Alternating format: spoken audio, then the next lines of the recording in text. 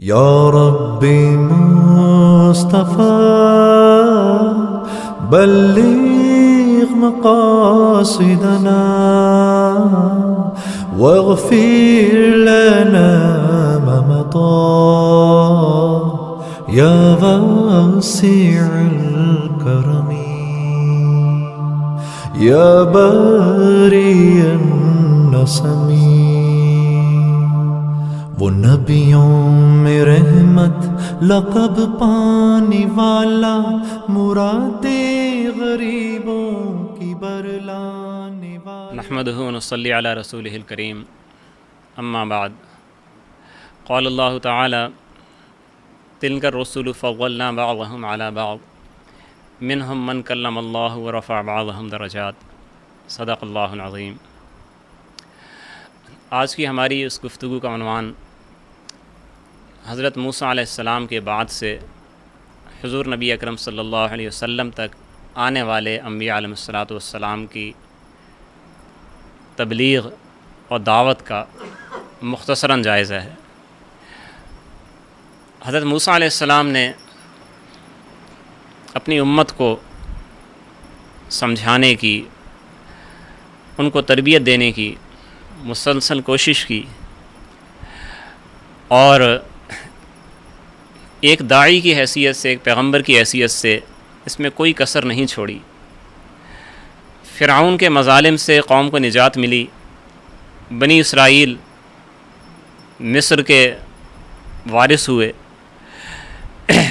لیکن مصر میں انہوں نے قیام نہیں کیا، بلکہ وہ اپنے آبائی علاقے یعنی شام کی جانب وہ آئے ہیں، اور یہاں پر موسیٰ علیہ السلام کے ساتھ انہوں نے ایک طویل عرصہ گزارا ہے، اور موسیٰ علیہ السلام کا یہ سارا زمانہ قوم کی اصلاح میں گزرا ہے۔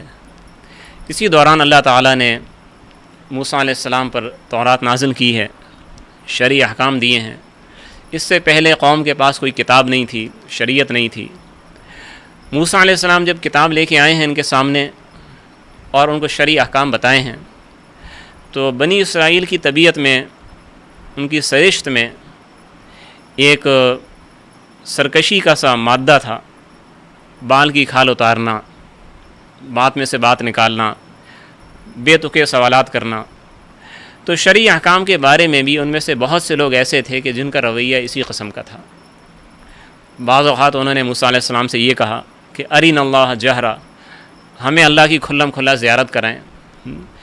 تو موسیٰ علیہ السلام ان میں سے کچھ لوگوں کو طور پر لے گئے، اور وہاں پر جب انہوں نے مطالبہ دہرایا، فاخذتہم الصاعقہ، ایک کڑک نے انہیں آ پکڑا اور وہ سارے کے سارے مر گئے۔ پھر اللہ تعالیٰ نے موسیٰ علیہ السلام کی دعا سے انہیں دوبارہ زندہ کیا۔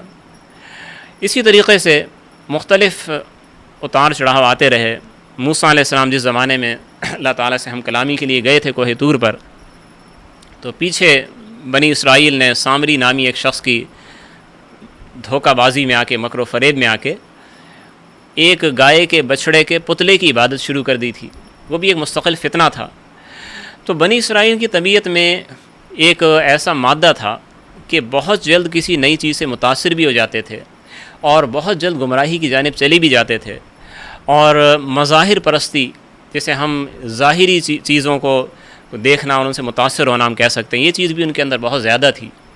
اسی لیے ایک موقع پہ انہوں نے موسیٰ علیہ السلام سے کہا کہ اے موسیٰ اجعل لنا آلہۃ کما لہم آلہہ، بت پرستوں کو بتوں کی عبادت کرتے دیکھا تو موسیٰ علیہ السلام سے کہنے لگے کہ اے موسیٰ ہمارے لیے بھی ایک ایسا ہی معبود بنا کے دکھاؤ جیسا ان کا ایک معبود ہے، کہ سامنے نظر آتا ہے اور اس کو دیکھ کے طبیعت متاثر ہوتی ہے، اس کی عبادت کی جاتی ہے۔ تو موسیٰ علیہ السلام نے کہا انکم قوم تجہلون، تم بہت ہی زیادہ جاہل لوگ ہو۔ اسی طریقے سے سامری کا بچڑا چونکہ ایک ظاہری شکل سامنے تھی، تو بنی اسرائیل میں سے بہت سے لوگ اس سے متاثر ہوئے، عبادت کرنے لگے۔ پھر اللہ کی طرف سے توبہ کی قبولیت کی صورت یہ بتائی گئی کہ ان میں سے جو لوگ اس سے متاثر ہوئے ہیں، بعض روایات میں یہ آتا ہے کہ اہل ایمان ان میں سے مرتدین کو قتل کریں گے، اور بعض میں یہ کہ خود جو مرتد ہوئے ہیں ان کی توبہ کی قبولیت کی صورت یہ ہے کہ وہ تلواریں لے کے ایک دوسرے پر حملہ کریں گے اور اس طرح لڑتے لڑتے مر جائیں گے۔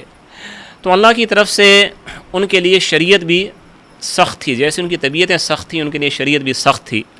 بہرحال ایک ذمہ داری اللہ تعالیٰ نے ان پہ یہ ڈالی تھی کہ اپنے آبائی وطن کو تم نے جہاد کر کے حاصل کرنا ہے۔ شام میں تو آ گئے، لیکن شام میں جو خاص علاقہ فلسطین کا تھا یہ عمالقہ نامی کفار کے قبضے میں تھا، تو اللہ تعالیٰ کی طرف سے حکم یہ آیا کہ آپ نے جہاد کر کے اس جگہ کو حاصل کرنا ہے۔ جب موسیٰ علیہ السلام نے قوم کو جہاد کی دعوت دی تو قوم نے آگے سے عجیب جواب دیا، اذهب انت وربک فقاتلا، اے موسیٰ تم اور تمہارا اللہ جا کے جہاد کر لو، مقابلہ کر لو، قتال کر لو، انا ہاہنا قاعدون، ہم تو یہیں بیٹھے ہیں۔ تو ایک ناز پروری، ایک لاڈ، جس طرح بچہ لاڈ میں بگڑ جاتا ہے، بنی اسرائیل پر اللہ تعالیٰ کی انعامات کی بھی بڑی کثرت تھی، موسیٰ علیہ السلام کی دعائیں تھیں، اور جیسے ایک باپ کو اولاد سے پیار ہوتا ہے، اس سے کہیں بڑھ کے نبی کو اپنی امت سے پیار ہوتا ہے، تو اس کی وجہ سے اللہ تعالیٰ نے کسی عمومی عذاب سے تو ان کو محفوظ رکھا، اور اگر عقیدے کی کوئی گمراہی ہوئی تو موسیٰ علیہ السلام نے وہاں بھی ان کو سنبھال لیا۔ لیکن مزاج کے اعتبار سے بہرحال قوم کی بڑی تعداد کی تربیت نہیں ہو سکی تھی، اور اسی حالت میں موسیٰ علیہ السلام اپنی کوشش میں لگے رہے، اور اسی حالت میں ان کی وفات ہو گئی، اور بیت المقدس سے تقریباً 1 میل کے فاصلے پر ان کی تدفین ہوئی۔ خود موسیٰ علیہ السلام نے اللہ تعالیٰ سے دعا کی تھی کہ اللہ مجھے بیت المقدس کے پاس مجھے دفن ہونے کی جگہ دینا۔ حضور نبی اکرم صلی اللہ علیہ وسلم فرماتے ہیں کہ اگر وہاں ہم ہوتے تو میں تمہیں موسیٰ علیہ السلام کی قبر دکھاتا کہ وہ بیت المقدس کے پاس ایک سرخ ٹیلے کے نیچے ہے۔ یعنی اللہ تعالیٰ نے خود یہ حکمت بالغہ کا اظہار فرمایا کہ موسیٰ علیہ السلام کی قبر کو چھپا دیا، صحرائی آندھیوں اور جھکڑوں کے ذریعے وہ دب گئی، ورنہ بنی اسرائیل اسی کو عبادت گاہ بنا لیتے۔ موسیٰ علیہ السلام کے جانے کے بعد ان کے نائب حضرت یوشع بن نون علیہ السلام، ان کی قیادت میں بنی اسرائیل کی جو نئی نسل آئی، اس نسل نے یہ کارنامہ انجام دیا کہ پیغمبر کی قیادت میں جہاد کیا اور اپنا آبائی علاقہ یعنی فلسطین واپس لیا، اور یوں بنی اسرائیل وہاں پر آباد ہوئے، اور کئی صدیوں تک ان کا نظام بڑا عمدہ چلتا رہا، بہت اچھا چلتا رہا۔ پھر جو ان کے عروج کا زمانہ آیا، انتہائی عروج کا، تو اس میں حضرت سلیمان علیہ السلام، حضرت داؤد علیہ السلام، حضرت سلیمان علیہ السلام، ایسے پیغمبر ان کے اندر آئے کہ جو پیغمبر بھی تھے اور بادشاہ بھی تھے، اور اللہ تعالیٰ نے بہت زیادہ ان کو طاقت عطا فرمائی تھی، ان کی حکومت بہت زیادہ پھیلی۔ داؤد علیہ السلام نے بڑے بڑے بادشاہوں سے جہاد کیا، اور سلیمان علیہ السلام کو اللہ تعالیٰ نے پرندوں پر، چرندوں پر اور ہوا پر اللہ تعالیٰ نے ان کو معجزانہ طور پہ قدرت عطا فرمائی۔ تخت سلیمانی کس طرح ہوا کے دوش پہ اڑتا تھا، یہ ساری نعمتیں اللہ تعالیٰ نے اس قوم کو عطا فرمائیں۔ جب سلیمان علیہ السلام دنیا سے چلے گئے، قوم کے لیے یہ ضروری تھا کہ پیغمبروں کی اس میراث کو، یعنی شرعی احکام پر مشتمل تورات کو اور داؤد علیہ السلام کی تعلیمات جو اللہ تعالیٰ نے ان کو عطا فرمائی تھیں، اس پر مشتمل نوشتے یعنی زبور کو انہیں محفوظ رکھتے اور اس کے مطابق وہ عمل کرتے۔ لیکن بنی اسرائیل کی طبیعت میں وہی سرکشی تھی، تو انہوں نے بہت جلد ان پیغمبروں کی تعلیمات کو بھلا ڈالا، اور اس سے اگلی جو ان کی نافرمانی تھی اس کی انتہا یہ تھی کہ انہوں نے اپنے پیغمبروں کی کامیابیوں کو، ان کے عروج کو، اس دور کی برکات کو بجائے اللہ کی مدد و نصرت پہ محمول کرنے کے، یوں کہا کہ یہ تو سارا کا سارا جادو کا کھیل تھا۔ اور جیسا کہ سورہ بقرہ کی تفسیر میں آتا ہے، وَاتَّبَعُوا مَا تَتْلُو الشَّيَاطِينُ عَلَى مُلْكِ سُلَيْمَانَ، کہ ان لوگوں نے، بنی اسرائیل نے اس چیز کی پیروی شروع کی جو کہ شیاطین، جنات حضرت سلیمان علیہ السلام کے زمانے میں پڑھا کرتے تھے۔ سلیمان علیہ السلام نے یہ کیا تھا کہ جنات جو بری تعلیمات دیتے تھے، شرکیہ الفاظ سکھانا چاہتے تھے، تو سلیمان علیہ السلام نے اس پر قدغن لگا دی، اس سلسلے کو بند کرا دیا۔ وہ جادوئی کتابیں اور شرکی الفاظ مشتمل عملیات، ان سب کو سلیمان علیہ السلام نے اپنے تخت کے نیچے دفن کرا دیا تاکہ کوئی اس کو چوری بھی نہ کر سکے۔ تو شیاطین نے بنی اسرائیل کے بعض لوگوں کو گمراہ کرتے ہوئے یہ کہا کہ جو طاقت تھی ان بزرگوں کی، ان پیغمبروں کی، وہ جادو کے بل بوتے بھی تھی، اور اس کی دلیل یہ ہے کہ سلیمان علیہ السلام کے تخت کے نیچے سے آپ کو کتابیں ملیں گی۔ جب انہوں نے کھدائی کی، وہ کتابیں ملیں، اور اس میں وہی ساری شرکیہ باتیں جن پہ جادو مشتمل ہوتا ہے وہ نکلیں، تو ان جاہلوں نے یہ سمجھا کہ ہاں شاید واقعی ایسا تھا، حالانکہ اس بات کی کوئی گنجائش نہیں تھی، یہ کھلی بات تھی، پوری بنی اسرائیل کی تاریخ، انبیاء کی تاریخ گواہ تھی کہ مدد و نصرت اللہ کی وہ اپنے کلام کے ساتھ ہے، اپنی شریعت کے ساتھ ہے اور اطاعت کے ساتھ مشروط ہے۔ انہوں نے شریعت پہ چلنا مشکل سمجھا، شریعت پہ چلیں گے احکام کی پابندی کرنی پڑے گی۔ طبیعت یہ چاہتی تھی کہ ہم آزاد زندگی گزاریں، ہم اپنی منمانی کریں، منمانی کرتے ہوئے عروج کیسے حاصل ہو، طاقت کیسے حاصل ہو۔ اب یہ راستہ شیطان بتا رہا تھا کہ آپ یہ منتر پڑھیں، یہ شرکی الفاظ پڑھیں، گویا کہ شیطان کی عبادت کریں تو شیطانی طاقتیں تمہارے ساتھ ہوں گی۔ تو اس مقام پہ آ کے بنی اسرائیل میں سے بہت سے لوگ وہ پورے طور پر شیطان کے زیر اثر آ گئے اور انہوں نے جادو ٹونے کو اپنا وظیفہ بنا لیا، اور یہاں سے بنی اسرائیل کے پھر زوال کا دور شروع ہوتا ہے، اور ایسا زوال شروع ہوتا ہے کہ دنیا میں گویا کہ ان سے زیادہ تباہ حال اور ان سے زیادہ ذلیل قوم کوئی اور نہیں رہی تھی۔ مختلف ادوار میں مختلف قوموں نے آ کے ان پہ حملہ کیا ہے، ان کو غلام بنایا ہے، ان کو جبر و تشدد کے تماچے ان کو لگائے ہیں، لیکن ان کو ہوش نہیں آتا تھا۔ چنانچہ بخت نصر نامی مشہور فاتح تھا جو عراق سے آیا تھا، اس نے بنی اسرائیل پہ حملہ کیا جبکہ بیت المقدس میں تھے اور فلسطین میں آباد تھے۔ ان کی بڑی تعداد کو اس نے قتل کیا ہے، بہت بڑی تعداد کو وہ قید کر کے اپنے ساتھ اپنے دارالحکومت بابل لے گیا جو عراق میں تھا، اور وہاں پر ان کو قید کیا اور ان سے جبری مشقت کراتا رہا۔ ایک طویل زمانہ اس طریقے سے گزر گیا۔ اللہ تعالیٰ کی رحمت پھر متوجہ ہوئی کہ ان کو توبہ کا ایک موقع دیا جائے، چنانچہ اللہ تعالیٰ نے انہی میں سے حضرت عزیر علیہ السلام کو مبعوث فرمایا۔ اس درمیانی مدت میں جو ان کے شریعت کا اصل ماخذ تھا تورات، وہ تورات ختم ہو چکی تھی۔ جب بخت نصر نے حملہ کیا تھا فلسطین پہ تو اس نے تورات کے جو نسخے ہاتھ لگے سب کو جلا دیا، اور جو قیدی یہاں سے گئے تھے 70,000 کے لگ بھگ جنہیں قیدی بنا کے یہ لے گیا تھا، ان کے پاس بھی کوئی نوشتہ نہیں تھا تورات کا۔ تو عزیر علیہ السلام کو اللہ نے مبعوث کیا اور انہوں نے اپنے حافظے کی مدد سے پوری تورات کو املا کرا دیا، دوبارہ لکھا دیا۔ تو شریعت کی اساس ان کو دوبارہ حاصل ہوئی۔ پیغمبر نے قوم پر محنت کی اور اس محنت کے نتیجے میں قوم میں پھر وہ ہدایت کی جانب رجوع شروع ہوا۔ لوگوں نے اپنے عقائد کی، اپنے اخلاق کی، اپنے معاملات کی اصلاح شروع کی، اور حالانکہ ابھی یہ لوگ وہیں عراق میں تھے اور ایک قسم کی غلامی کی زندگی بسر کر رہے تھے، لیکن جب شریعت کی جانب رجوع ہوا تو اللہ کی طرف سے پھر مدد کے فیصلے بھی نازل ہوئے، اور اللہ نے ان کی نجات کا ذریعہ ایک اور دوسرے بادشاہ کو بنایا جو ایران کا بادشاہ تھا۔ اس بادشاہ نے حملہ کیا اور عراقیوں کو شکست دی۔ اس شکست کے نتیجے میں یہ لوگ آزاد ہو گئے اور ان کو اجازت دے دی گئی کہ آپ اپنے وطن فلسطین جا سکتے ہیں۔ چنانچہ بنی اسرائیل واپس اپنے علاقے فلسطین آ گئے اور یہیں پر آباد ہوئے۔ لیکن بہرحال کچھ عرصے کے بعد یہ دوبارہ پھر اسی سرکشی میں، اسی نافرمانی کے اندر پھر ملوث ہو گئے، اور ان کے اندر افتراق در افتراق پڑتا چلا گیا۔ خود جو ان کا قبلہ تھا اس کو انہوں نے تبدیل کر لیا۔ ان میں سے ایک فرقے نے بیت المقدس کو قبلہ مانا، ایک فرقے نے ایک پہاڑ تھا فلسطین کا سامرہ نام کا، اس کو انہوں نے اپنا قبلہ بنا لیا، وہ لوگ سامری کہلائے۔ اس طریقے سے پھر ان دونوں فرقوں کے اندر مختلف فرقے بنے، حکومتیں الگ بن گئیں، ریاستیں الگ بن گئیں۔ اسی زمانے میں پھر اللہ تعالیٰ نے ان کو دوبارہ سزا دی ہے، اور اس سزا کے نتیجے میں روم سے ایک فاتح آتا ہے اور اس فاتح نے آ کے اس پورے علاقے پر قبضہ کیا ہے۔ تو ایک طویل عرصہ پھر ان لوگوں کا ایک بہت بڑا زمانہ وہ ان کا رومیوں کی غلامی کے اندر گزرا ہے۔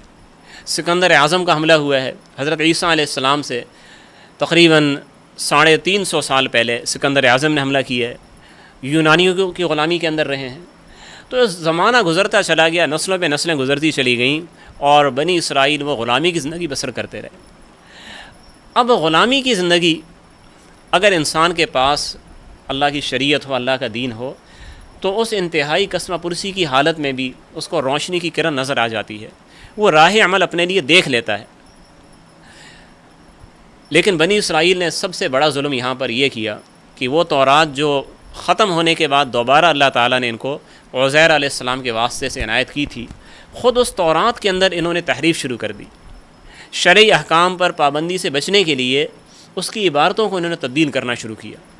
جو ان کے علماء تھے، ان کے جن کو حبر کہا جاتا تھا، جن کی جمع احبار ہے، انہوں نے تورات کے احکام کے اندر ایک تسلسل کے ہاں تبدیلیاں شروع کی، اور پھر اس کے ساتھ انہوں نے تورات کی ایک شرح لکھنی شروع کی، اور شرح پہ پھر حاشیے چڑھائے گئے، وہ حاشیے اور وہ شرح اس کو تلمود کا نام دیا گیا، تلمود۔ اور ان کے ہاں یہ طے ہو گیا کہ عمل اب تورات پر نہیں ہوگا بلکہ عمل تلمود کے اوپر ہوگا، اور جو تورات پہ عمل کرنے کی کوشش کرے گا وہ بے دین کہلائے گا۔ گویا کہ خود اللہ کی شریعت کو انہوں نے بالکل پس پش ڈال دیا۔ فَنَبَذُوهُ وَرَاءَ ظُهُورِهِمْ، اللہ فرماتے ہیں کہ اللہ کے دین کو انہوں نے اپنی کمر کے پیچھے پھینک دیا، پس پش ڈال دیا۔ تو اس حالت میں ان کا انتشار، ان کی غلامی اور ان کی ذلت کی جو سیاہ رات تھی وہ طویل سے طویل تر ہوتی چلی گئی۔ اسی زمانے میں انہوں نے یہ بھی کیا کہ اپنی غلامی سے بہرحال تنگ تو تھے، لیکن ایک طریقہ ہے اللہ کی شریعت کے مطابق چلنا۔ سب سے پہلے اپنے عقیدے کو صحیح رکھنا، اپنے دین کے بنیادی ارکان کے اوپر عمل کرنا، اور پھر اپنی سیاسی بالادستی کے لیے جو جائز طریقہ ہو سکتا ہے، شریعت کی روشنی کے اندر ہو سکتا ہے، اس کے مطابق آگے بڑھنا۔ یہ تھا ان کے لیے کرنے کا کام۔ اس سے ہٹ کے انہوں نے کیا کیا کہ اول تو شریعت کے ماخذ ہی کو انہوں نے اس طرح محرف کر دیا کہ اس پہ عمل ہو تو کیا ہو، اور اس سے اگلا کام جو انہوں نے کیا کہ اب شریعت سے تو آزاد ہو گئے، شریعت سے تو آزاد ہیں، اگر عمل کے لیے تلمود ہے تو وہ ان کے اپنے گویا کے خیالات پر اور اپنی پالیسیوں پر مشتمل ایک نوشتہ ہے، جس کو نام دیتے ہیں کہ یہ تورات کی شرح ہے۔ اس سے فائدہ کیا حاصل کیا؟ چونکہ ان لوگوں کی طبیعت کے اندر سازش اور مکر اور دغابازی کوٹ کوٹ کے بھری ہے، تو انہوں نے یہی سوچا کہ ہم جو دوبارہ دنیا پہ غالب آئیں گے، شریعت کے ذریعے غالب نہیں آئیں گے، پیغمبروں کی پیروی کے ذریعے غالب نہیں آئیں گے، اور اللہ کی مدد کے ذریعے غالب آنا یہ ایسی باتیں ان کا کوئی حاصل نہیں ہے۔ ہم غالب آئیں گے تو چالاکی کے ذریعے، مکر کے ذریعے، ہوشیاری کے ذریعے، سازشوں کے ذریعے۔ تو انہوں نے یہ کیا کہ دنیا کی مختلف اقوام کے خلاف زیر زمین سازشیں انہوں نے شروع کی۔ جو بھی ان کے اوپر غالب ہوتا ہے، جیسے یونانی غالب رہے یا رومیوں کی حکومت رہی، تو خفیہ ان کے خلاف یہ سازشیں کرتے تھے، اور وہ سازشیں بعض اوقات پکڑی بھی جاتی تھیں۔ تو اس لیے یہود پوری دنیا کے اندر وہ ایک انتہائی ذلیل و خوار و مکار قوم شمار ہوئے۔ ان کی مشہور تحریک تھی جس کو مقابی تحریک کہا جاتا ہے، وہ کافی عرصے چلی ان کی آزادی کے لیے، لیکن بات وہی تھی کہ وہ بالکل ایک آزاد تحریک تھی کہ اپنے غلبے کے لیے جو ہو سکتا ہے کرو، اس کے لیے اگر کسی کو دھوکہ دینا ہے دھوکہ دو، کسی پہ ظلم کرنا ہے ظلم کرو، جھوٹ بولنا ہے جھوٹ بولو، کوئی اور بد سے بدترین حرکت کرنی ہو کرو، جادو ٹونے سے مدد لینی ہے مدد دو، شیطان سے مدد لینی ہے وہ بھی کرو، جو چاہو کر گزرو، کسی طریقے سے بالادستی اپنی حاصل کرو۔ پھر اس بالادستی کا جو خواب تھا وہ ایسا سہانا سپنا تھا کہ صرف یہ نہیں کہ اپنے اس علاقے سے ہم آزاد ہوں، اپنی قوم اس حیثیت تک آزاد ہو، بلکہ پوری دنیا پہ بالادستی کا یہ خواب دیکھنے لگے۔ چنانچہ اسی زمانے میں صہیونی تحریک کا تصور ابتدائی شکل کے اندر سامنے آیا کہ ہم نے صہیون جو کہ ایک پہاڑ ہے فلسطین کا، گویا اس کو مرکز ہم نے بنا کر پوری دنیا پر قبضہ کرنا ہے۔ حالانکہ بظاہر کوئی ان کے پاس طاقت نہیں تھی، لیکن ان کے ذہن میں یہی تھا کہ ہم جتنی زیادہ سازشیں کریں گے اتنا زیادہ ہم آگے بڑھیں گے۔ بہرحال اللہ تعالیٰ نے اس بدکار قوم کو آخری موقع دیا، تو حضرت عیسیٰ علیہ السلام کو اللہ نے مبعوث فرمایا، اور عیسیٰ علیہ السلام کو مبعوث فرمانے سے پہلے اللہ تعالیٰ نے ایسے اسباب اللہ تعالیٰ نے پیدا فرمائے کہ جن کو دیکھ کر انہیں حضرت عیسیٰ علیہ السلام پر پورا اعتماد ہو جائے۔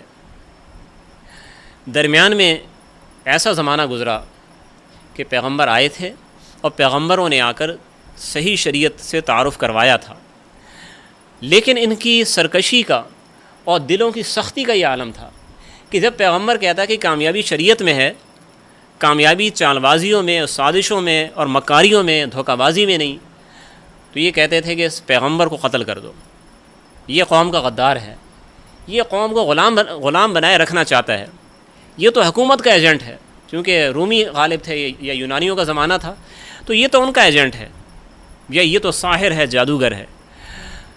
حضور نبی اکرم صلی اللہ علیہ وسلم فرماتے ہیں کہ بنی اسرائیل نے اس اپنی مہم کے دوران بعض اوقات ایک دن میں صبح سورج کے طلوع ہونے سے لے کے غروب غروب آفتاب کے درمیان ایک ہی دن میں 70 نبیوں کو قتل کیا. تو یہ ان کی بدتمیزی کا، ان کی گستاخی کا اور شقاوت قلب کا یہ حال تھا. اللہ تعالیٰ نے انبیاء کا سلسلہ میں ایسے رکھا تھا کہ ہر بستی میں اللہ ایک نبی بھیج دیتے تھے. ہر بستی کے اندر جو نیک انسان ہوتے تھے، صاحب علم ہوتے تھے، ان کو اللہ نبوت کا تاج دے دیتے تھے کہ کام کرو اپنی قوم میں، اور یہ بلا دریغ اس نبی کو قتل کر دیتے تھے. تو ایک طویل زمانہ ایسا گزرا ہے. تو اللہ تعالیٰ نے یہ چاہا کہ ایک ایسا جلیل القدر نبی انہیں مبعوث کیا جائے کہ جس کے معجزے ایسے ظاہر ہوں کہ سوائے انتہائی ضدی انسان کے کوئی اس سے انکار نہ کر سکے، جو دیکھے اس کو یقین آ جائے کہ اللہ کا نبی ہے.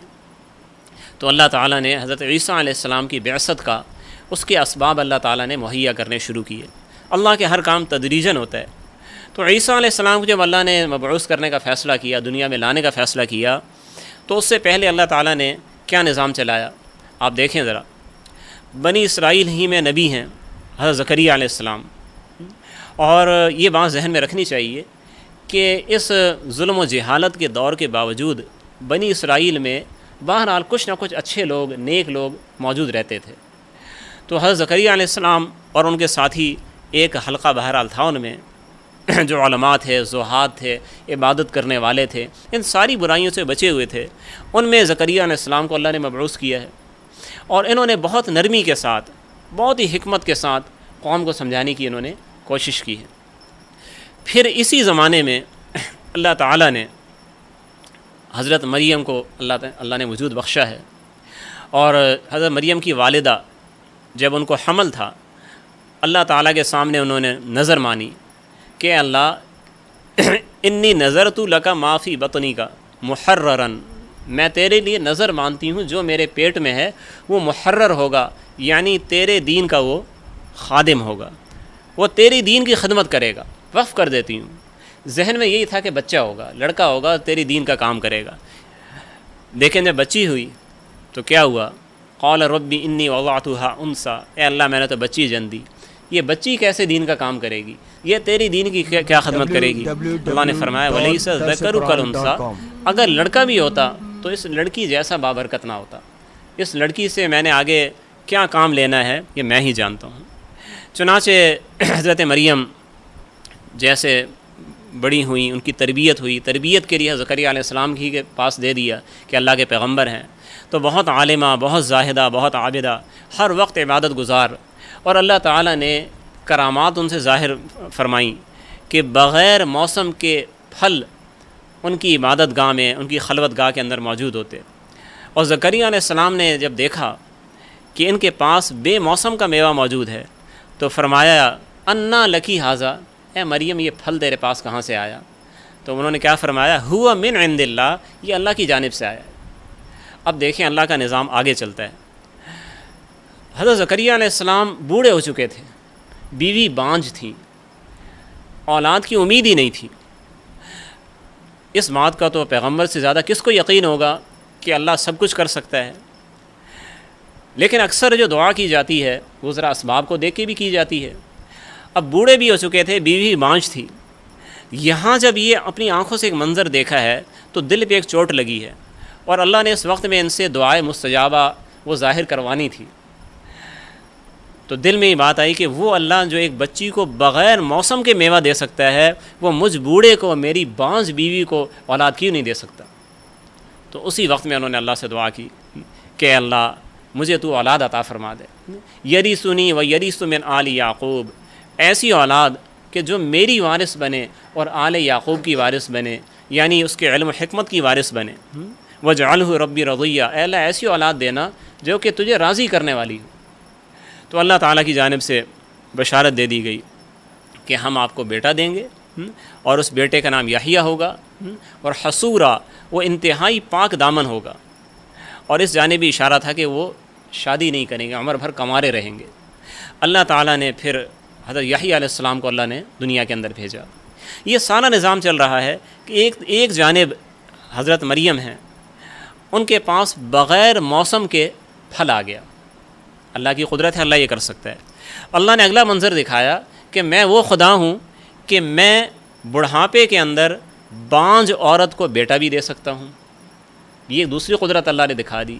اب اللہ نے اپنی قدرت کا اگلا مظاہرہ کیا اور اپنے اس عظیم پیغمبر کو وجود بخشا جسے دنیا عیسیٰ علیہ السلام کے نام سے یاد کرتی ہے۔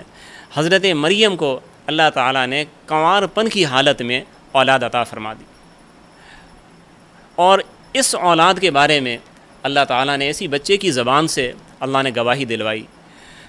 جب اولاد ہوتی ہے، سورہ مریم کے دوسرے رکوع میں تفصیل سے اس کا ذکر ہے کہ کس طریقے سے جبرائیل علیہ السلام آئے ہیں اور ان سے بات چیت کی ہے، اور انہوں نے کہا کہ اگر اللہ کا بندہ ہے تو یہاں سے دور ہٹ جا۔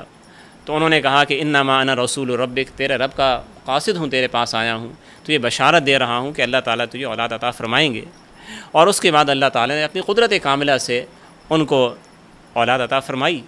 جب اولاد کو لے کے اپنی قوم میں آئی ہیں تو قوم کو تو اس بات کا یقین نہیں آ رہا تھا، تو اللہ نے مزید یقین دلانے کے لیے عیسیٰ علیہ السلام کی زبان کو جاری فرمایا۔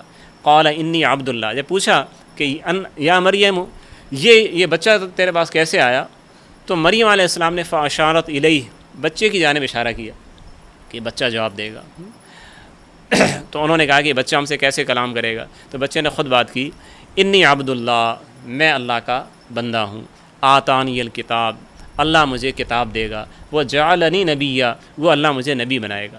یہ سارے اتنے کھلے معجزات تھے کہ کسی بھی شخص کو دیکھنے کے بعد کوئی تردد نہیں رہنا چاہیے تھا کہ اللہ کی جانب سے بہت بڑی رحمت کا ظہور ہونے والا ہے اور قوم کی اصلاح کا بہت بڑا موقع وہ ملنے والا ہے۔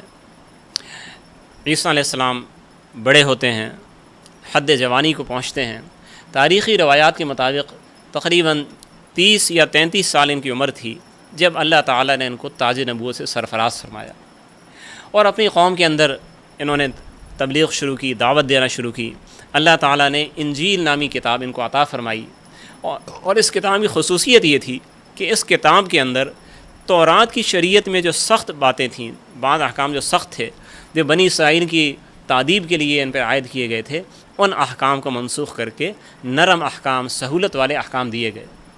تو ایک ایسی شریعت اللہ نے عطا فرمائی کہ یہ اگر موقع سے فائدہ اٹھاتے تو بہت ہی سہولت کے ساتھ اور بہت ہی مزے کے ساتھ وہ اللہ کو راضی بھی کر سکتے تھے، عمل بھی کر سکتے تھے، دین و دنیا کی فنا حاصل کر سکتے تھے۔ لیکن ان ظالموں کے اندر ایک جراثیم پیدا ہو گیا تھا، وہ تھا آباء و اجداد کی اندھی تقلید، اور اس کے ساتھ ساتھ ایک قومی غرور، اور سب سے بڑھ کر جو شیطنت کے اور جادو ٹونے کے جراثیم ان میں پیدا ہو چکے تھے، اور وہ جاہل قسم کے لوگ جو کہلاتے تو احبار و رہبان کہلاتے تھے، وہ ان کے دماغوں پر مسلط تھے۔ تو انہوں نے حضرت عیسیٰ علیہ السلام کی نبوت سے بالکل انکار کر دیا، اور کہا، سب سے پہلے الزام تو نعوذ باللہ یہ لگایا کہ یہ شخص جائز اولاد ہے ہی نہیں، ناجائز اولاد ہونے کا الزام لگایا، اور دوسرے نمبر پر جادوگر ہونے کا الزام لگایا۔ چنانچہ عیسیٰ علیہ السلام کو جو تبلیغ کا زمانہ ملا ہے، تقریباً 3 سال لگ بھگ آپ کو زمانہ ملا ہے۔ ان 3 سال کے اندر بھی آپ کھلے عام زیادہ تبلیغ نہیں کر سکے ہیں، بلکہ آپ ان لوگوں سے، ان کے شر سے بچتے پھرے ہیں، کبھی ایک علاقے میں، کبھی دوسرے علاقے میں، کبھی ایک مجمع میں، کبھی دوسرے مجمع کے اندر، اور آپ کے اوپر ایمان لانے والے افراد جو تھے وہ بھی زیادہ نہیں تھے۔ اکثر لوگوں نے یا تو خاموشی اختیار کر لی حکومت کے ڈر سے، کیونکہ یہاں پر اب یوں سمجھیں کہ غلامی در غلامی تھی۔ ایک تو رومیوں کی حکومت تھی جو خود بت پرست تھے، وہ توحید کی تبلیغ کو برداشت ہی نہیں کر سکتے تھے، اور دوسرے نمبر پر خود یہاں جو مذہبی طبقہ تھا، یہ بجائے خود ایک بہت بڑا فتنہ تھا جو صحیح تعلیم کے لیے بہت بڑی رکاوٹ بنا ہوا تھا۔ تو عیسیٰ علیہ السلام کا ہم اندازہ کریں، سوچیں کیسا زمانہ تھا جب اللہ کے اس پیغمبر نے حق کی آواز بلند کی، اور اس میں ہر مجمع کے اندر جا کے آپ نے بات کی ہے۔ ہم یہ دیکھتے ہیں کہ بڑے مواعظ جس میں ایک عام بڑا مجمع ہو، بڑے جلسے کی شکل، ایسی تو چند مثالیں ہی ملتی ہیں، بہت کم مثالیں ملتی ہیں۔ ایک مشہور واعظ ہے عیسیٰ علیہ السلام کا، جس کو پہاڑی والا واعظ کہا جاتا ہے، کہ آپ پہاڑی پر بیٹھے اور آپ نے بیان فرمایا، لیکن ایسی مثالیں کم ہیں۔ اس کے مقابلے میں فرداً تبلیغ کرنا، کسی کے گھر میں جا کے بتانا، کوئی عورت ملی ہے، اس کا بچہ بیمار ہے، آپ کے معجزے سے بچے کو شفا ہو گئی، وہ عورت ایمان لائی ہے۔ کہیں آپ چلے گئے ہیں جہاں لوگ دھوبی ہیں، کپڑے دھو رہے ہیں، چند افراد ہیں کام کر رہے ہیں، وہاں جا کے آپ نے ان کو تبلیغ کی ہے اور ان کو آپ نے سمجھایا ہے۔ کہیں کوئی بیمار آیا ہے، اللہ نے معجزے کے طور پر اس کو شفا دے دی ہے، وہ ایمان لے آیا ہے۔ ایسے واقعات آپ نے انفرادی طور پر آپ نے جاری رکھے، اور ایک مقام پہ نہیں بلکہ مختلف مقامات پہ۔ اس دوران جو یہودیوں کے علماء تھے انہوں نے یہ دیکھا کہ لوگ ایمان لا رہے ہیں اور ہمارا ساتھ چھوڑ رہے ہیں، تو اس سے پہلے کہ یہ بات آگے بڑھے انہیں قتل کر دینا چاہیے۔ جیسا کہ نبیوں کو قتل کرنا ان کی عام عادت تھی، ان کے نزدیک کوئی بڑی بات نہیں تھی، لیکن ساتھ میں وہ یہ بھی چاہتے تھے کہ نام ہمارا نہ لگے کہ علماء یہود نے قتل کیا ہے۔ تو چونکہ اس زمانے کی بے دین حکومت رومی حکومت یہ خود بدبخت قسم کے بنی اسرائیل کے جو علماء تھے ان کے ساتھ بہت اچھے تعلقات تھے اور ان کے اشارے پہ چلتے تھے، تو انہوں نے ان کو جا کے سمجھایا کہ یہ شخص جو اس وقت تبلیغ کر رہا ہے یہ خود آپ کی حکومت کے لیے خطرے کا باعث بن جائے گا، تو اس سے آپ قتل کرائیں، ہم ساتھ دیں گے، ہم رہنمائی کریں گے، ہم نشاندہی کریں گے کہاں ہے یہ بندہ، اور اس کے بعد اس شخص کو قتل کرانا یہ آپ کی ذمہ داری ہے۔ تو رومی حکومت بھی اس سے متفق ہو گئی۔ عیسیٰ علیہ السلام اپنے ایک شاگرد کے گھر میں تھے، اور اکثر یہی ہوتا تھا کہ آپ کا ٹھکانہ کسی کو پتہ نہیں ہوتا تھا، صرف شاگردوں کو پتہ ہوتا تھا کہ آج آپ کا قیام کہاں پر ہے۔ ان میں سے ایک شاگرد کو یہودیوں نے ورغلایا، اس کو اپنا مخبر بنا لیا۔ اس شخص کا نام یہوذا بتایا جاتا ہے تاریخی کتب میں۔ یہوذا نے جا کے اطمینان کرنے کے لیے اندر گیا ہے کہ ابھی بھی اس مکان میں ہیں کہ نہیں، اور پیچھے یہ یہودی اور رومی اور جو بھی پکڑنے کے لیے آنے والے لوگ تھے وہ سب اس مکان کے باہر تھے کہ پہلے یہ اندر جا کے تصدیق کر لیں اندر وہ ہے، اور پھر ہم اندر جا کے عیسیٰ علیہ السلام کو گرفتار کر لیں گے۔ جب یہوذا اندر گیا تو اللہ تعالیٰ نے اپنی قدرت کاملہ سے اسی یہوذا کی شکل عیسیٰ علیہ السلام کی شکل میں تبدیل کر دی، کافی حد تک مشابہ بنا دیا، اور عیسیٰ علیہ السلام کو اللہ نے اسی وقت حضرت جبرائیل علیہ السلام کے ذریعے آسمان کی بلندیوں پر پہنچا دیا۔ اپنے شاگردوں سے آپ رخصت ہوئے اور آسمان پہ چلے گئے۔ جب یہ یہوذا باہر نکلا ہے اور انہیں بتانے لگا ہے کہ وہ تو اندر نہیں ہیں، تو انہوں نے حیران ہو کے کہا کہ تجھی کو تو پکڑنا ہے، تجھی کو تو پکڑنا ہے، اور باقی یہودیوں نے تصدیق کی کہ وہی شخص ہے، اگرچہ شکل بالکل ویسی نہیں تھی، تھوڑا سا فرق تھا، اس لیے انہیں تھوڑا شک بھی ہو رہا تھا کہ یہ بالکل وہ تو نہیں ہے، لیکن اگر یہ وہ نہیں تو پھر وہ کہاں چلے گئے، یہ بات ان کے تصور میں بھی نہیں تھی کہ عیسیٰ علیہ السلام کو اللہ نے اپنی حفاظت میں لے لیا ہے۔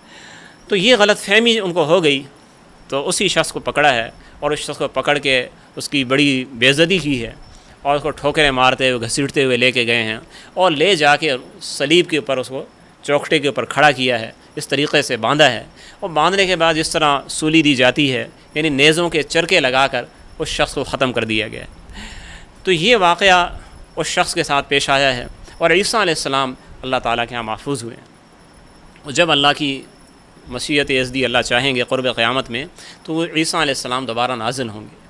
اب یہ بات کہ عیسیٰ علیہ السلام زندہ ہیں یہ صرف حواریوں کو معلوم تھی جو آپ کے ساتھ تھے، وہ صحیح ایمان والے تھے، آخر تک ان کا یہی عقیدہ تھا کہ عیسیٰ علیہ السلام زندہ ہیں اور عیسیٰ علیہ السلام آسمانوں پر ہیں، اور عیسیٰ علیہ السلام یہ وعدہ کر کے آئے ہیں، یہ وعدہ کر کے گئے ہیں کہ میں واپس آؤں گا قرب قیامت میں، اور یہ کہہ کے گئے ہیں مبشر برسول یأتی من بعد اسمہ احمد، میں بشارت دے کے جا رہا ہوں ایسے رسول کی جو میرے بعد آئے گا اور اس کا نام نامی احمد ہوگا۔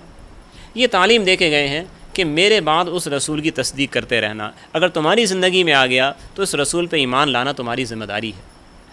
تو جو اصل حواری تھے عیسیٰ علیہ السلام کے شاگرد وہ اس ذہن کے ساتھ آخر دم تک رہے ہیں، اگرچہ انہوں نے اپنا وقت روپوشی کے اندر گزارا ہے زیادہ تر نے، اور اپنے آپ کو حکومت سے اور یہودیوں سے بچاتے ہوئے گزارا ہے، لیکن ان کا ایمان و عقیدہ یہی تھا، اور حضور صلی اللہ علیہ وسلم کے زمانے تک اکا دکا لوگ ایسے تھے جو صحیح عقیدے پر تھے، لیکن عام لوگ جو تھے ان کو یہ بات معلوم نہیں تھی، اور خود یہودیوں نے ان کے ذہن کو پھر خراب کیا۔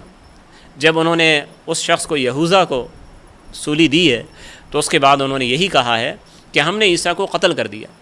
اللہ فرماتے ہیں وما قتلوہ وما صلبوہ، انہوں نے قتل نہیں کیا، انہوں نے سولی نہیں دی، ولیکن شبہ لہم، اللہ نے معاملہ ان پر مشتبہ کر دیا، اللہ نے اس معاملے کے اندر ان کو خلجان میں ڈال دیا۔ ورفعہ اللہ الیہ، اللہ نے عیسیٰ کو اپنے پاس اٹھا لیا ہے، وہ اللہ کی حفاظت کے اندر ہے۔ بہرحال یہ زمانہ ہم تھوڑا سا آگے چلتے ہیں کہ یہودیوں نے جب دیکھا کہ عیسیٰ علیہ السلام کے دین کو ماننے والے بہرحال موجود ہیں اور ایک صحیح تعلیم ہے، اس صحیح تعلیم کو انہوں نے خراب کرنے کی کوشش کی۔ یہاں یہ بات ذہن میں رکھیے گا کہ عیسیٰ علیہ السلام کے جو شاگرد تھے وہ باوجود اس کے کہ وہ معتوب تھے اور انہیں اپنے آپ کو بچانے کی کوشش کرنی پڑتی تھی، لیکن اپنے دین کی تبلیغ بہرحال وہ کر رہے تھے، اور بہت سے لوگ ان کی باتوں کو مان بھی رہے تھے، اور ایک طبقہ عیسیٰ علیہ السلام کو ماننے والوں کا صحیح دین والا وہ بنی اسرائیل کے اندر تیار ہو رہا تھا۔ تو اس موقع پر یہودیوں میں سے ایک شخص جس کا نام ساول تھا، اس نے دین عیسوی کا لبادہ اڑا۔ عقیدے کے لحاظ سے یہودی تھا اور عیسیٰ علیہ السلام کی موجودگی میں ان کا سخت ترین مخالف تھا، ان کو اذیتیں دینے میں شخص نے کوئی کسر نہیں چھوڑی تھی۔ لیکن جب وہ آسمان پہ چلے گئے، اس شخص نے پیچھے عیسیٰ علیہ السلام کے نئے متبعین کو گمراہ کرنے کے لیے پوری پلاننگ کی۔ چنانچہ ایک دن یہ لوگوں کے سامنے آیا اور ایک من گھڑت کہانی اس نے سنائی۔ اس نے کہا کہ میں عیسیٰ سے ملا ہوں، وہ دوبارہ آئے ہیں، مجھے نظر آئے ہیں، اور مجھے انہوں نے کہا کہ اے ساول تو مجھے کیوں ایذا دیتا ہے، کیوں تکلیف دیتا ہے؟ تو میں ان پر ایمان لے آیا، اب میں ان کے دین پر ہوں اور انہوں نے مجھے علم عطا فرما دیا ہے، اور اس علم کے مطابق اس نے آگے تبلیغ شروع کی۔ یہ بات بالکل تاریخی ریکارڈ پر ہے، اور خود عیسائیوں کی اپنی بائبل وغیرہ اس سے بھی یہ بات صاف پتہ چلتی ہے کہ اس شخص نے عیسیٰ علیہ السلام کے جانے کے بعد اس نے ان پر ایمان لانے کا اظہار کیا، ایک بات۔ دوسری بات کہ اس کے بعد ان کے کسی شاگرد کی صحبت میں نہیں رہا ہے۔ عیسیٰ علیہ السلام کی تعلیمات تو کسی شاگرد سے حاصل ہونی تھی نا، جو ان کی زندگی میں ان کے اصل حواری تھے۔ ایک ایسا شخص جو ان کی زندگی میں ساتھ نہیں رہا ہے، بعد میں سامنے آتا ہے، اور سامنے آنے کے بعد پھر وہ تعلیمات کا اظہار کرتا ہے، وہ کس طرح سچا ہو سکتا ہے؟ تو سب سے بڑھ کے یہ کہ جب وہ تعلیمات خود عیسیٰ علیہ السلام کی تعلیمات سے ٹکرا رہی ہیں۔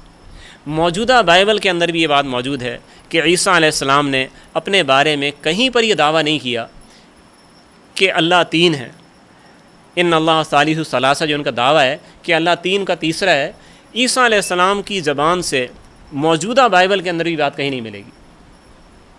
البتہ یہ بات اگر ظاہر ہوئی ہے تو سب سے پہلے ساول کی زبان سے۔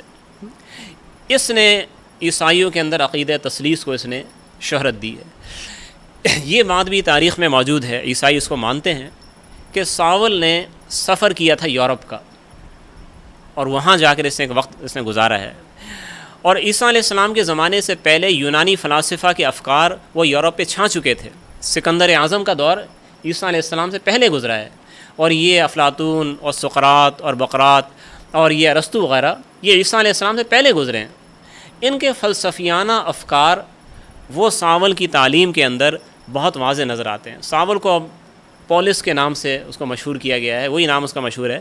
تو پولس نے جو تعلیمات آگے دی ہیں وہ نہ تو عیسیٰ علیہ السلام کی تعلیمات ہیں، اور نہ ہی ان کے اندر عیسیٰ علیہ السلام کی تعلیمات کی اصل چیز یعنی توحید کہیں پہ نظر آتی ہے۔ قرآن مجید کیا کہتا ہے کہ عیسیٰ علیہ السلام نے فرمایا ان اللہ ربی و ربکم فاعبدوا، بے شک اللہ وہ میرا بھی رب ہے تمہارا بھی رب ہے، فاعبدوا، اسی کی عبادت کرو۔ اس شخص نے لوگوں کے اندر فلسفیانہ انداز میں ایک عجیب نقطہ پیش کیا جو بالکل عقل کے خلاف ہے کہ اللہ تین کا ایک ہے، تین ایک ہے اور ایک تین ہے۔ اسے عقیدہ تثلیث کہا جاتا ہے۔ وہ کہتا ہے کہ اللہ تین چیزوں سے مل کے بنا ہے، تین چیزیں مل کے وہ ایک خدائی کا ٹرائی اینگل بناتی ہیں، ایک اللہ، ایک اس کا بیٹا عیسیٰ، اور تیسری روح مقدسہ۔ تو روح مقدسہ، خدا اور بیٹا، یہ تینوں مل کر یہ ایک خدا بن جاتا ہے۔ تین ایک ہے اور ایک تین ہے۔ یہ تینوں اپنی جگہ بھی مستقل خدا ہیں، گویا کہ اس وقت میں اللہ نے اپنی ساری خدائی اختیارات وہ بیٹے کے سپرد کر رکھی ہے۔ اسی لیے عیسائی جب بھی کوئی مدد مانگتے ہیں تو اکثر آپ نے دیکھا ہوگا، سنا ہوگا، کرائسٹ کا نام لیتے ہیں۔ تو کرائسٹ عیسیٰ علیہ السلام کو کہتے ہیں، ان سے مدد مانگتے ہیں۔ تو توحید چلی گئی طاق نسیہ میں، شرک کا دورہ ہو گیا، اور اس کے بعد تقریباً 6 صدیاں گزرتی ہیں کہ دنیا کے اندر کوئی نبی نہیں آیا، نبوت کا سلسلہ رک گیا، اور گمراہی کے یہ طوفان پوری دنیا کو اپنے زد میں لیے ہوئے تھے۔ اور اس اندھیری شب کا اختتام ہوتا ہے حضور نبی اکرم صلی اللہ علیہ وسلم کی بعثت پر۔ اگلی نشست میں انشاءاللہ حضور صلی اللہ علیہ وسلم کی بعثت سے پہلے دنیا کی کیا حالت تھی، ہم اس پر بات کریں گے۔ ابھی تک جو گفتگو ہوئی ہے اس کا خلاصہ یہ نکلتا ہے کہ حضرت موسیٰ علیہ السلام دنیا سے تشریف لے جاتے ہیں، اللہ تعالیٰ کی جانب سے انبیاء کا سلسلہ جاری رہتا ہے۔ بنی اسرائیل دنیا کی اس زمانے میں سب سے بڑی قوم تھی، سب سے معزز قوم بھی رہی، سب سے زیادہ نبی اس میں مبعوث ہوئے ہیں، لیکن انہوں نے ان نبیوں سے استفادہ نہیں کیا، ان کی قدردانی نہیں کی۔ ایک چھوٹا سا طبقہ ایسا تھا جو ہدایت پر رہا، اکثریت وہ ظلم و گمراہی کی رو میں بہتی چلی گئی اور دوسروں کو بہا کر اپنے ساتھ لے جاتی رہی، اور ان کے علماء نے اور ان کے احبار نے، ان کے رہنماؤں نے بجائے قوم کی صحیح رہنمائی کرنے کے ان کو گمراہی پر ہی فریفتہ کیے رکھا اور شریعت کے ماخذ کے ان تعویلات کی، تحریفات کی، جس کا نتیجہ یہ نکلا کہ آخر میں عیسیٰ علیہ السلام سے بھی وہ لوگ استفادہ نہیں کر سکے۔ اور اس حالت میں جو ایک قوم تھی بنی اسرائیل، جس سے نسبتاً یہ کہا جا سکتا تھا کہ دنیا کی رہنمائی کرے گی، وہ خود دنیا میں سب سے زیادہ تباہ حال قوم ہو گئی تھی۔ اس حالت میں دنیا کو ضرورت تھی ایک پیغمبر کی جو ساری دنیا کو دوبارہ سے سیدھا راستہ دکھائے، تو وہ پیغمبر آخر الزماں حضرت محمد صلی اللہ علیہ وسلم تھے، جو اللہ تعالیٰ کی حکمت بالغہ سے عیسیٰ علیہ السلام کے تقریباً 600 سال بعد دنیا میں ظاہر ہوئے۔ بنی اسرائیل کی تاریخ کا یہ مختصر جائزہ جو ہم نے لیا، اس میں ہمارے لیے بہت زیادہ عبرت کا سامان ہے۔ اگر دیکھا جائے تو مسلمانوں کے حالات بھی بنی اسرائیل کے احوال سے زیادہ مختلف نہیں ہیں۔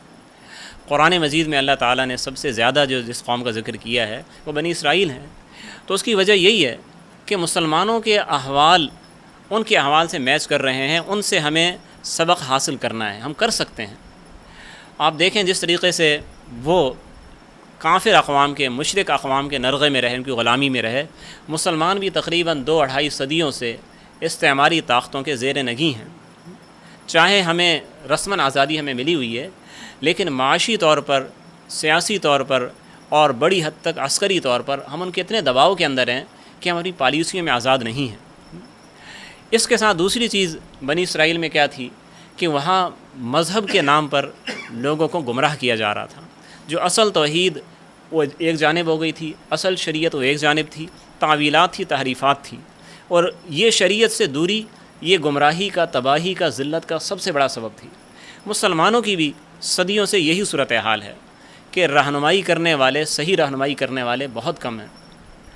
ایک بڑی تعداد، بلکہ ہم کہہ سکتے ہیں کہ اکثریت مسلمانوں کی وہ گمراہ کنندگان کے نرغے کے اندر ہے۔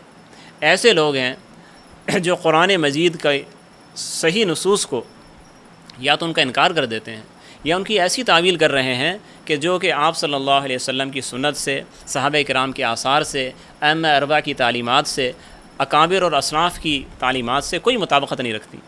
تو ایک بہت بڑا طبقہ اسی طریقے سے قرآن مجید کے خلاف چل رہا ہے۔ پھر بہت بڑی تعداد، بلکہ ہم کہہ سکتے ہیں کہ اکثریت تو ایسی ہے کہ جو نری جاہل ہے، جسے قرآن و سنت کا معلوم ہی نہیں ہے، جسے اپنے عقیدے کا معلوم نہیں ہے۔ تو یہ ساری چیزیں، یہ ساری کمزوریاں مسلمانوں کے اندر بدرجہ عتم پائی جا رہی ہیں، اور جب تک ہم ان کمزوریوں سے نجات حاصل نہیں کریں گے، ہم اپنے عروج کی جانب سفر شروع بھی نہیں کر سکتے ہیں۔ اچھا، پھر ہم دیکھیں اس ماحول کے اندر جو ایک ظلم و ستم کا ماحول تھا، تشدد کا ماحول تھا، اور جہاں جان کا خوف بھی تھا، عزت کا خوف بھی تھا، اللہ کے پیغمبروں نے کام کس طریقے سے کیا ہے۔ یہ بات بالکل ظاہر ہے کہ ان لوگوں نے کام چھوڑا نہیں ہے، صدیوں تک یہ سلسلہ جاری رہا ہے، اور انہوں نے اس غلامی کے زمانے میں بھی، کبھی وہ رومیوں کی غلامی ہے، کبھی یونانیوں کی غلامی ہے، کبھی وہ عراقیوں کی غلامی ہے، عسکری لحاظ سے صفر ہیں، سیاسی لحاظ سے کوئی طاقت نہیں ہے، صرف وہ ہیں اور اوپر اللہ کا نام ہے اور شریعت کی کچھ تعلیمات ہیں ان کے پاس، ان کو لے کے انہوں نے اپنا کام کیا ہے۔ تو ان حالات کے اندر بھی جن لوگوں کو اللہ تعالیٰ نے دین کا فہم دیا ہے، دین کی سمجھ دی ہے، دین کا علم دیا ہے، ان کے ذمے ہے، ان سے یہ فریضہ ان سے ہٹتا نہیں ہے، سبکدوش نہیں ہوتے ہیں۔ انہوں نے تعلیم و تبلیغ کا سلسلہ جاری رکھنا ہے، قوم کی ذہنی اخلاقی تربیت کا مسلسل کرنا ہے۔ اور جس طریقے سے وہاں ہم نے دیکھا اور ہم نے سنا کہ پیغمبروں کو قتل بھی کیا گیا، وہ قتل کرنے میں خود اپنی قوم کے لوگ بھی ملوث رہے ہیں، لیکن پھر بھی وہ سلسلہ رشد و ہدایت انہوں نے چھوڑا نہیں ہے۔ حالانکہ مجموعی طور پر اس صدیوں کی محنت کا نتیجہ وہ مٹھی بھر افراد کی شکل ہی میں نکل رہا تھا. اکثریت بہرحال گمراہی کی جانب چلتی رہی، لیکن انہوں نے اللہ کی جانب سے عائد فریضے میں کوئی کوتاہی نہیں کی ہے. تو زمانہ حال کے اندر بھی جن لوگوں کو اللہ نے علم دیا ہے، فہم دیا ہے، زمانے کی خطرناکیاں اپنی جگہ پر ہیں اور دشمنوں کا نرغہ اپنی جگہ پر ہے، خود اپنوں کی سازشیں وہ بھی اپنی جگہ پر ہیں، لیکن اس کے باوجود جو کلمہ حق ہے، جو صحیح بات ہے، وہ بیان کرنا یہ بہرحال علماء کا فریضہ ہے. اور علماء کا فریضہ بھی ہے اور لوگ جن کو اللہ نے دین کی سمجھ دے دی ہے ان کے ذمے بھی ہے کہ اپنی بساط کی حد تک، اپنے وسائل کی حد تک دعوت کے کام میں، تبلیغ کے کام میں، دین کی تعلیم کے کام میں اس میں بھرپور حصہ لیں. اور ہر زمانے کا ایک اپنا انداز ہے بات پہنچانے کا. کسی زمانے میں بات صرف زبانی ہوتی تھی، پھر لکھنے کا زمانہ آ گیا، خطابت کا زمانہ آ گیا. اس زمانے میں اللہ تعالیٰ نے ذرائع بکثرت پیدا فرما دی ہیں. تو جو ذرائع میسر ہیں اور جو شرعی حدود کے اندر ذرائع ہیں، ان تمام ذرائع کو بھرپور طور پہ استعمال کرنا ہے. تب جا کر ہم اپنی ذمہ داری سے سبکدوش ہوں گے. پھر ہم یہ بھی دیکھتے ہیں، جیسے عیسیٰ علیہ السلام کی تبلیغ میں ہم یہ دیکھتے ہیں کہ کام بھی تھا اور کام کے ساتھ بہرحال احتیاطی پہلو ملحوظ رکھے جاتے تھے. ایسا نہیں تھا کہ انہوں نے طاقت نہ ہوتے ہوئے بھی حکومت وقت سے ٹکر لی ہو. عیسیٰ علیہ السلام کی زمانے میں کہیں یہ نہیں ملتا کہ وہ اس زمانے میں جا کے رومی بادشاہ کے دربار میں جا کے کھڑے ہو گئے ہوں اور اس کو للکار دیا ہو. تو اللہ نے جو فریضہ عائد کیا ہے وہ اپنی بساط اور وسائل کی حد تک عائد کیا ہے. تو عیسیٰ علیہ السلام نے اسی انداز میں کام کیا ہے. جیسا کہ ہم دیکھتے ہیں کبھی ایک حواری کے گھر میں ہیں، کبھی دوسرے حواری کے گھر میں ہیں، بات صحیح بیان کر رہے ہیں، تحریف کوئی نہیں ہے، تعویل کوئی نہیں ہے، مسئلہ دو ٹوک ہے، اور اصل مقصد بندوں کو خالق سے ملانا ہے، بندوں کا اور رسالت کا کے درمیان اعتماد کو بحال کرنا ہے، اللہ کی کتاب سے ان کو جوڑنا ہے. یہ اصل چیز ہے. جب بندے اللہ کی کتاب سے جڑ جائیں گے، شریعت سے جڑ جائیں گے، تو آگے کے سارے راستے خود بخود بنتے چلے جائیں گے. اللہ خود بخود رہنمائی کرے گا. تو اس زمانے کے اندر بھی جو دین کا ہم کام کرنا چاہتے ہیں تو اس کام میں احتیاطی پہلو بھی ملحوظ رکھنے ہیں. اپنی طاقت سے بڑھ کے کسی سے ٹکرانے کا کوئی نتیجہ نہیں نکلتا. اپنے وسائل کو دیکھنا ہے، جس حد تک اللہ نے مکلف بنایا ہے اس کو ہم نے دیکھنا ہے، اور مشورے کے ساتھ، طریقے کے ساتھ، سنجیدگی کے ساتھ کام کرنا ہے. یہ بھی ہم نے دیکھنا ہے کہ ان پیغمبروں نے صدیوں محنت کی ہے اور کبھی یہ نہیں سوچا کہ 20 سال گزر گئے نتیجہ نہیں نکلا، نہیں، بلکہ وہ کام کرتے رہے. تو ہمیں بھی نتائج کے نکلنے میں کسی استعجال کا مظاہرہ نہیں کرنا چاہیے کہ 10 سال ہو گئے کراچی میں کام ہو رہا ہے، کوئی نتیجہ نہیں نکلا، مثال کے طور پر، یا 60 سال ہو گئے، پاکستان کے حالات وہی ہیں. اس چیز سے مایوس ہونا ہمیں زیب نہیں دیتا. جب کام ہوگا اور صحیح نہج پہ ہوگا، سنجیدگی کے ساتھ ہوگا، تسلسل کے ساتھ ہوگا، اللہ تعالیٰ نتائج کو ایک وقت میں ظاہر فرمائیں گے. جب کام ہوتا ہے تو بعض اوقات ایسا ہوتا ہے کہ نتیجہ وہ اندر مخفی ہوتا ہے. جیسے کسان بیج کو مٹی میں ڈال دیتا ہے اور وہ مٹی کی تہ میں چھپ جاتا ہے. اس بیج کو پھوٹنے میں وقت لگتا ہے نا، وہ کافی دنوں تک وہ پانی دیتا رہتا ہے، بارش بھی ہوتی ہے، پھر وہ نگرانی کرتا ہے کہ چڑیاں آ کے بیج کو چگ نہ جائیں. اب کتنے دن گزر گئے، اگر کسان یہ سوچ کے کھیت پہ جانا چھوڑ دے کہ تو بیج کب سے ڈلے ہوئے ہیں، کوئی ایک کونپل بھی نہیں پھوٹی، تو کیا ہوگا؟ وہ کھیت تو تباہ ہو جائے گا. وہ جو محنت اب تک کی وہ بھی ختم ہو جائے گی.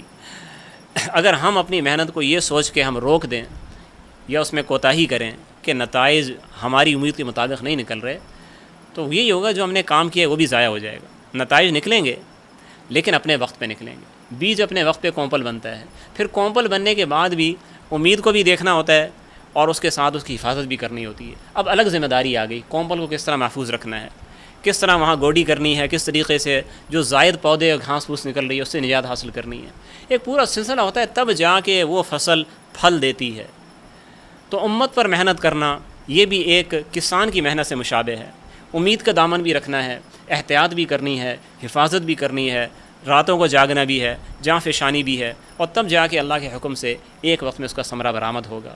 ہم دنیا میں اس وقت ہوں گے یا نہیں ہوں گے، لیکن انشاءاللہ ہماری نیت اگر اخلاص پر مبنی ہے اور ہمارے نام اعمال میں قیامت تک وہ نیکیاں مندرج ہوتی رہیں گی.